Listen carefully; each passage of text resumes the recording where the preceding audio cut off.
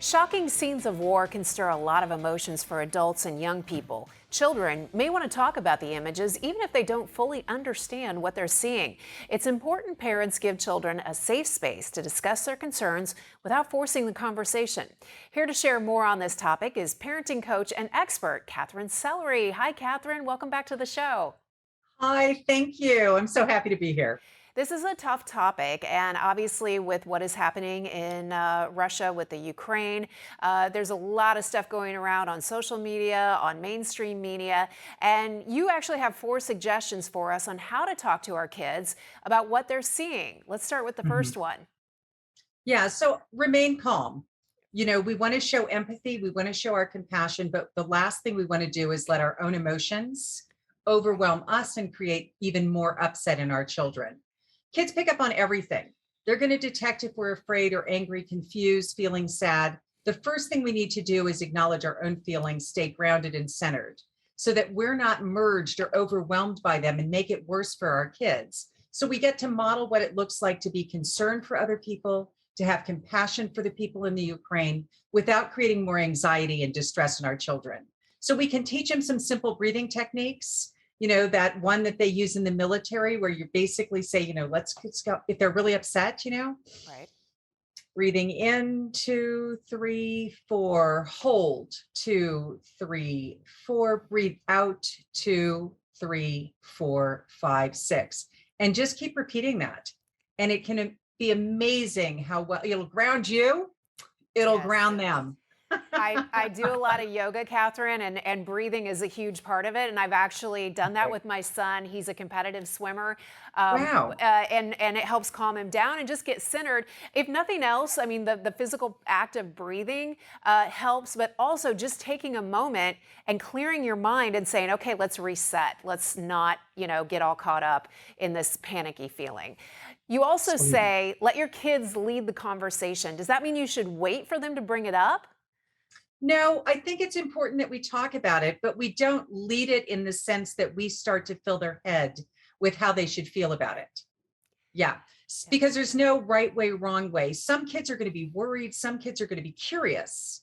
And it's okay, whatever's coming up for them, we acknowledge it, we validate their feelings, and we make room for the conversation by letting them know that you want to listen, that you are interested. You can start the conversation by saying things like, have you heard anything? Is there something going on for you? Have you heard things at school? You know, we can discuss it if you'd like to, so that they know that you're there for them.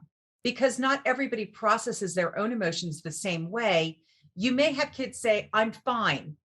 And everything in you knows that they're actually in distress. And they might even start to show you some of those little breadcrumbs that give us the indication that maybe they're not okay. And if they say they're fine and you're seeing some signals that maybe indicate otherwise, then what should you do? Is there a point where you should have them go talk to someone else? Maybe, but I think you can start by just giving them a context. And this is Mm. where I think actually our action plan can come into place. Because when we have something we can do about our feelings, we don't feel quite so helpless. So having an action plan and being able to say, even though they're so far away, and this is where showing kids a map can be really helpful Hmm. because little kids may not realize if they've seen something on TV, they might think it's next door, True.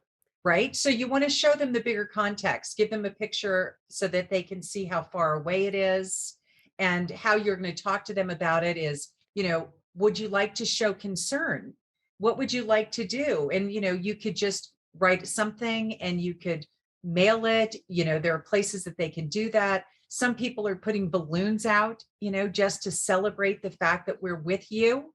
You can have a whole plan together where, family could decide to go out and, do something in action, talk to your congressman, write letters. It's so wonderful when you feel like you're not passive. Absolutely. It is freeing to feel like you're doing something and you're contributing Is. and helping in your own way. It's also really important to keep this age appropriate. It can be difficult at times, but just be honest and stay focused on the facts, I guess. Yeah, absolutely. And recognizing that your teens are going to probably have a different conversation with you than your younger children.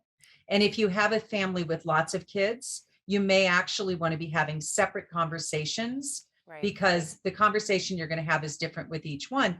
And you might even be saying things to your older children about, if the little ones are asking you for something about this, let me know too.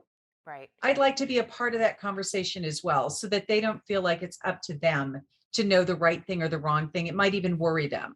One thing I'm running into with my son, he has limited internet access, but of course he's 14 and he loves TikTok.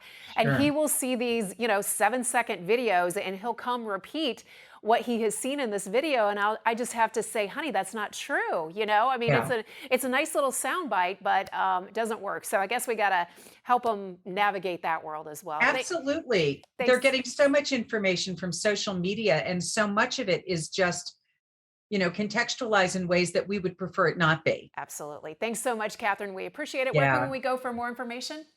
Consciousparentingrevolution.com. Thank you. Thank you.